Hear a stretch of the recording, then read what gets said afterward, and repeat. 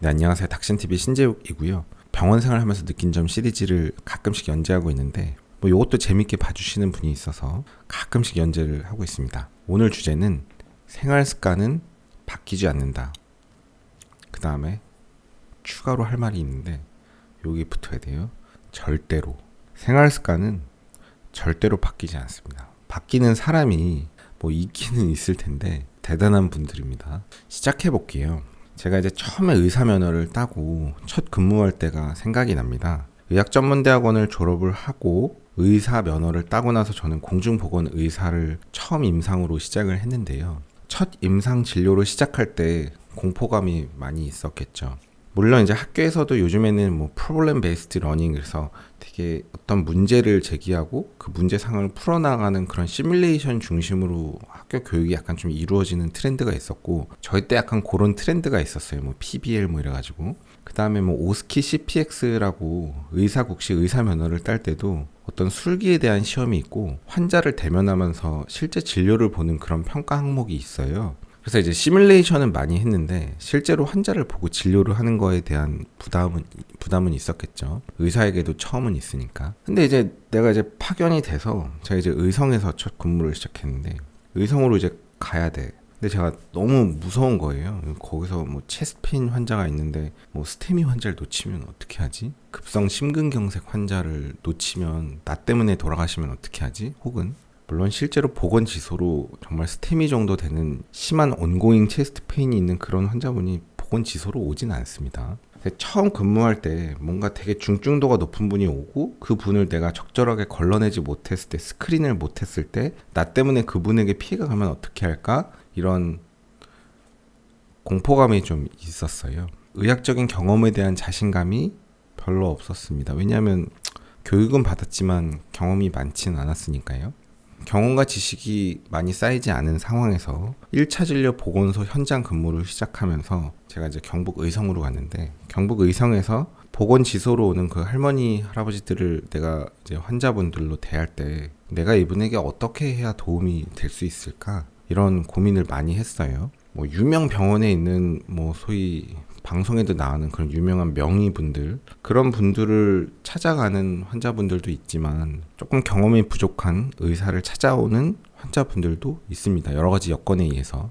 내가 이분들에게 피해를 끼치면 안 되는데 어떻게 해야 나는 이분에게 보다 더 차별화해서 더 도움을 드릴 수 있을까, 이런 고민을 좀 했었어요. 당시에 얻었던 결론은 뭐냐면, 내가 어떤 지식적으로나 경험적으로나 이런 거는 대형 병원에 있는 경험이 많은 그런 교수님들만큼은 못하지만 나는 내가 실제 그 지역 사회에 그 집 앞에 보건지소가 들어가 있거든요. 하지만 나의 강점을 생각해 봤는데 내 강점은 보건지소는 어떤 의료가 좀 취약한 지역에, 사실 그렇게 취약한 지역은 아닌데 이제 군 단위의 읍에 면에 들어가 있습니다. 그래서 면에 들어가 있는 보건지소는 완전히 그 면 마을 그냥 초입에 딱 있어요. 의료 접근성이 상대적으로 좀 떨어지는 그 면 단위의 그 초입, 심지어는 사람들의 집 앞 5분 거리 안에 지소가 들어가 있고 그 지소 안에 의사가 상주하면서 살고 있는 거죠. 그래서 나의 장점은 내가 경험이나 지식적으로는 조금 부족할지언정, 조금은 아니고 좀 많이 부족했지만 당시에는 특히 더, 대신에 나는 이제 지역사회에 완전히 그냥 침투를 해서 이 사람들이랑 컨택을 할 수 있는 의사였거든요. 내가 나의 그 장점을 잘 살려보자 라는 생각을 했어요. 무슨 얘기냐, 그러니까 나는 시간적으로도 많고 환자 한 명을 더 오래 볼 수 있고 이 환자 한 명이랑 컨택도 할 수 있어요. 대학병원에 가면 진료 시간이 좀 더 짧을 수 있겠지만, 근데 당시에 제가 제 지식에 대한 부재를 좀 습득하기 위해서 1차 진료 관련된 학회들을 좀 여기저기 다녔었어요. 근데 이제 학회에서 공부 좀 하다 보면 주로 이제 나오는 게 레퍼런스가 아메리칸 하트 어소시에이션 같은 데서 나오는 고혈압 치료의 가이드라인 이런 것들이 있는데, 그런데 이제 찾아보면 논 파마콜로지컬 세라피 이런 항목이 있고, 논 파마콜로지컬 세라피라는 건 약물이 아닌 비약물적인 혈압 조절 방법에 대한 항목이 이렇게 표가 있어요. 이런 방법들을 하면 약물이 아니어도 혈압이 요 정도 조절이 된다, 이런 식으로 나오는데, 대표적인 게 체중 조절, 그 다음에 적절한 운동, 그 다음에 저염식, 야채 섭취, 요런 항목들이 있습니다. 요런 것들을 하면 혈압이 5에서 10만큼 떨어진다, 얼만큼 떨어진다, 요런 것들이 에비던스로 나와 있어요. 이런데 나오는 자료는 일개 개인이 뭐 주장을 하는 이런 자료들이 아니고 완전히 그냥 에비던스에 의해서 연구에 의해서 컨센서스가 된 자료들입니다. 저는 이제 이런 거에 빠졌었어요, 당시. 의사가 메디칼 세라피를 하면서 약물 치료를 중점적으로 권하면 조금 아닌 것 같고, 의사는 환자를 접하면서 어떤 이런 대사성 질환에 대한 생활습관 교정을 계속적으로 교육을 하는 게 중요하다고 생각을 했습니다. 당시에는. 이렇게 얘기하면 지금 생각은 좀 바뀐 것 같죠. 그래서 저는 제 보건소로 오는 모든 어르신들을 굉장히 자주 뵀는데요. 보건소가 원내지소는 혈압약을 5일마다 타러 와요. 이해가 안 가실 텐데 여러분들은 보통 혈압약을 한 달 내지 3개월 단위로 받는 분들이 많을 텐데 뭐 대학병원은 6개월까지도 받죠. 근데 보건지소는요, 혈압약을 5일치씩 타러 왔어요. 그 얘기까지 하면 산으로 가는데 어쨌든 5일마다 환자분이 똑같은 혈압약을 받으러 옵니다. 노바스크 암로디핀을 받으러 5일마다 5알씩 받으러 와요. 로잘탄을 5알씩 가져갑니다, 환자분들이. 그 이유는 나중에 말씀드릴게요. 그것까지 얘기하면 너무 얘기 길어지고. 환자분들이 이렇게 자주 와요. 5일마다 저는 그 똑같은 환자분들을 단순 혈압약만 드시는 환자분을 저는 5일마다 보고 5일마다 직접 수동 혈압계로 컨택트하면서 혈압을 재고 일부러 약간의 컨택트를 합니다. 왜?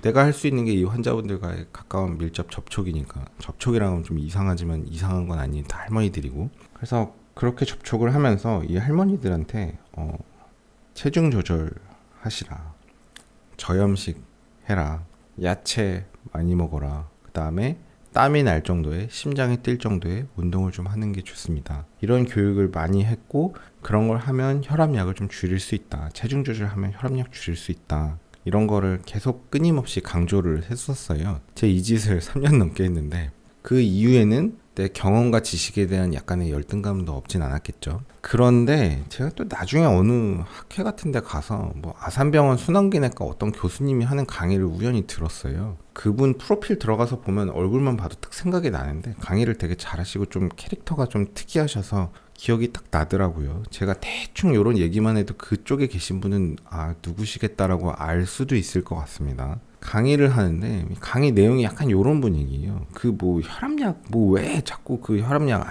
안 드리려고 그러냐. 뭐 혈압 한 알 먹으면 혈압 뚝 떨어지고 2알 먹으면 더 떨어지고 혈압약 먹으면 혈압 뚝뚝 잘 떨어지는데 혈압약 부작용도 없는데 그 자꾸 뭐 저염식하고 뭐 체중 조절하고 그딴 짓 하냐. 그냥 약 먹으면 되는데 약간 강의가 요런 식인 거예요. 그래서 저는 그때 되게 놀랐어요. 뭔가 되게 유명 병원에 있는 그런 교수님이고 소위 얘기해서 되게 뭐 명의라고 할 만한 방송에서 나오는 그런 분일 것 같은데, 그런 분이 실제로 강의에서는 고혈압에 대해서 약물로 조절하면 혈압 조절이 잘 되고 실제로 부작용이 그리 많지도 않은데 왜 약을 자꾸 안 먹으려고 하고 뭐 생활습관 교정해서 그걸 자꾸 버텨보려고 하냐. 그러지 말고 그냥 약 먹으면 되는데 왜 안 먹는지 모르겠다. 약간 이런 식으로 강의라는 게 저한테는 굉장히 충격이었는데, 오히려 약간 명이면 약은 안 먹어도 됩니다. 뭐 체중 조절하면 되고 뭐 저염식하면 되고 뭐 야채 많이 먹고 뭐 이런 식으로 해서 뭐 대사성 질환을 극복할 수 있습니다. 이럴 것 같은데 그게 아닌 거예요. 약 먹으라고 막 이렇게 얘기를 하니까 제가 요즘에는 좀 생각이 조금 바뀌었는데, 요즘에는 제가 이렇게 가만히 있다가 내가 무슨 짓을 한 거지? 이런 생각이 좀 들 때가 있습니다. 무슨 얘기냐면 되게 명의 같으면 결국에는 그렇게 유명 병원에 있는 유명 교수님도 약물적인 치료를 그렇게 적극 권장하고 오히려 생활습관 교정에 대한 노력을 현실적으로 그렇게 많이 하지는 않았던 이유는 오히려 그분은 더 많은 경험에 의해서 그렇게 하는 건가 싶은 생각이 들었어요. 무슨 얘기냐? 사람의 생활습관이 제가 앞에도 말씀드렸지만 절대로 바뀌지 않습니다. 여러분은 체중 조절에 성공을 하시나요? 제가 요즘 드는 생각인데 진짜 어려운 게 뭐냐면 안 먹는 게 그렇게 어렵습니다. 체중 조절이 어려워요. 내가 이렇게 체중을 1kg, 2kg 빼려고 그렇게 노력을 하는데 단기적으로야 빠지죠. 단기적으로 빠지는 건 아니거든요. 그냥 거의 물 빠지는 거고, 정말 내 드라이웨이트, 정말 내 체중이 빠지는 게 1kg, 2kg 빼는 게 어렵거든요. 저같이 그래도 의학적인 지식이 있고 체중 감량에 대한 장점이 뭔지 아는 사람이고, 환자분들한테 체중 빼라, 저염식해라, 야채 많이 먹어라, 땀이 날 정도의 운동을 해라 이런 걸 권하면서도 나도 내가 체중을 못 뺀다는 말이에요. 그런데 하물며 보건지소에서 70, 80, 90 어르신 할머니 할아버지들 평생을 본인 습관에 의해서 살아오신 분들에게 갑자기 뭐 체중 조절을 하고 뭐 저염식을 하고 야채를 많이 먹고 땀이 날 정도의 운동을 해라, 가능할까요? 무릎 아파서 걷기도 힘든 분인데 결국은 사람의 생활 습관은 잘 바뀌지 않습니다. 잘 바뀌지 않고, 물론 이제 임상 의사가 환자분들에게 어떤 비약물적 치료의 어떤 에비던스와 데이터가 있으면 그거에 대해서 끊임없이 교육하려는 그런 거를 포기는 하지 않는 게 좋겠지만, 돌아보면 제가 이제 3년 동안 보건지소를 돌면서 약간 과장하면 저도 수천 명의 환자분들의 1차 진료를 했던 것 같은데, 혈압, 당뇨 뭐 이런 환자를 보면서 특히 그런 대사성 질환들은 생활습관 교정이 엄청 중요한 영역이거든요. 고관절이 아프거나 무릎 슬관절 아플 때 첫 번째 치료는 체중 조절이죠. 그것도 체중 조절이 되게 중요한데, 나도 못하는 체중 조절을 70, 80, 90 먹은 어르신들께 하는 게 과연 됐을까? 내가 한 3년간 봤던 그래도 대충 한 2,000명 정도 되는 그 정도 1차 진료 환자분들 중에 과연 내가 교육을 해서 정말 체중 감량이 된 분이 있을까? 가만히 생각해보면 거의 한 명도 없을 것 같습니다. 그래서 생활 습관은 쉽게 바뀌진 않아요. 뭐 바꾸는 사람들이 있는데 대단한 사람들입니다. 그런 사람들은 대단한 사람들이고 생활 습관은 쉽게 바뀌진 않아요. 그래서 오늘 주제는 그렇습니다. 요거로 얘기로 들어가면 또 할 얘기들이 조금씩 있어요. 요즘엔 체중 조절과 관련해서 비만 약제들이 많이 시장이 커지고 있죠. 좀 미용의 영역이었던 것 같은데 대신 정말 약간 의학적인 치료의 영역으로 조금 더 좀 자리매김하는 좀 느낌이 있습니다. 그만큼 어떤 의지에 의해서 체중 조절이 안 되기 때문이고, 그런 대사성 질환들의 부작용이 엄청 많기 때문이죠.